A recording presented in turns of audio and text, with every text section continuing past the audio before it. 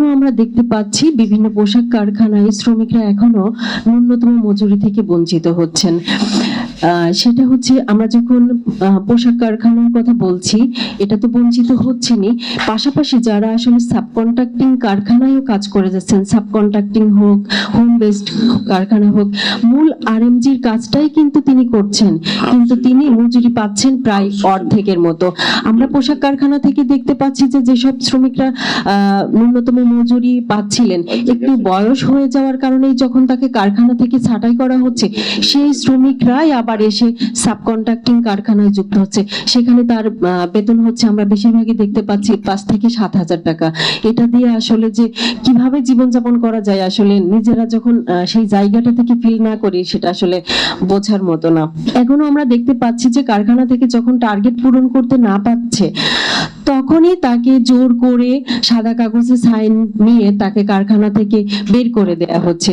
এই যে বের করে দেয়া হচ্ছে, শ্রমিকদেরকে ছাঁটাই করার তো একটা নির্দিষ্ট প্রক্রিয়া আছে, কোনো প্রক্রিয়া অনুসরণ করা হচ্ছে না, তার কোনো সার্ভিস বেনিফিট দেওয়া হচ্ছে না। তার যে চলতি মাসের বেতনটা তার পাওয়ার কথা, সেই ক্ষেত্রেও দেখা যাচ্ছে কি সেই বেতনটা পাইতেও তার 2 থেকে 3 মাস সময় লেগে যাচ্ছে, এই যে ঘুরে ঘুরে পাওয়ার ক্ষেত্রে। এছাড়া মেটারনিটি বেনিফিটের ক্ষেত্রে আমরা দেখতে পাচ্ছি যে কোনো ধরনের কারোর সুপারিশ ছাড়া, লিঙ্কেজ ছাড়া সহজেই কারখানা থেকে মেটারনিটি বেনিফিট দেওয়া হচ্ছে না। স্বেচ্ছায় কোনো কারখানা এখনো সেটা ফলো করছে না, কিন্তু সাবকন্ট্রাক্টিং কারখানাগুলোতে এরকম কোনো সুযোগ সুবিধা নেই। এছাড়া কারখানাগুলোতে নিয়ম অনুযায়ী যে কমিটিগুলো থাকার কথা আছে, যৌন হয়রানি প্রতিরোধ কমিটি, সেফটি কমিটি,